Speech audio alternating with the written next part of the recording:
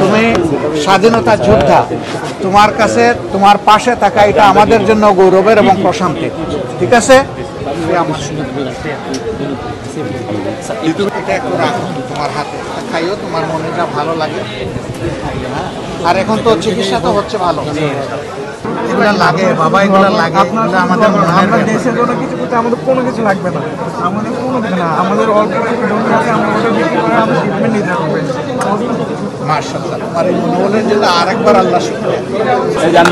আর্থিক সহযোগিতা করছেন যারা বৈষম্য বিরোধী ছাত্র আন্দোলনে যারা আহত হয়েছেন, তাদেরকে কিন্তু আর্থিক সহযোগিতা করছেন এবং তাদের সঙ্গে কথা বলছেন, যেমনটা লক্ষ্য করতে পেরেছি। দর্শক, আপনারা জানেন যে দেখতে পাচ্ছেন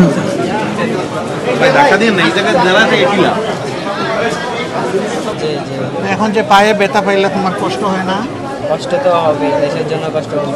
দেশের জন্য কষ্ট হবে, আবার স্বাধীনতা যোদ্ধা।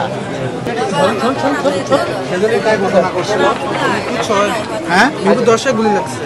মিরপুর 10-এ? হ্যাঁ, গুলি লাগছে। কোন দিন এটা? 5 তারিখ না 19 তারিখ, শুক্রবার। শুক্রবারে। বাড়ি কোথায় রে ভাই তোমার? সিলেট। কোন জায়গায়? মৌলভীবাজার থানা, রাজনগর জেলা, মৌলভীবাজার। রাজনগর কোন ইউনিয়ন? মুন্সিবাজার। মুন্সিবাজার? মুন্সিবাজার বাবনগাঁও ছিল আমার বাড়িও। তার পায়ের মধ্যে এখনো বুলেট হয়ে গিয়েছে। আশেপাশে আমার আব্বু নাই? আপনি তার ছেলে? আলহামদুলিল্লাহ। আপনি তুমি কিতা করতায়? এখন আমরা সিলেটি মাঠি। তুমি কিতা করতায়?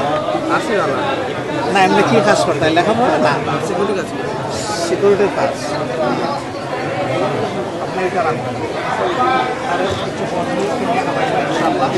আর চিকিৎসা তো খুব ভালো, খুব মায়া করিয়া তারা চিকিৎসা করে তোমার। আপনারা খুব স্নেহ আদর ভালোবাসায় তার চিকিৎসা করছেন, সেইটা বললো আর কি। আমাদের সিলেটি ভাষায় বললো যে খুব মায়া করিয়া কররা আমাদের।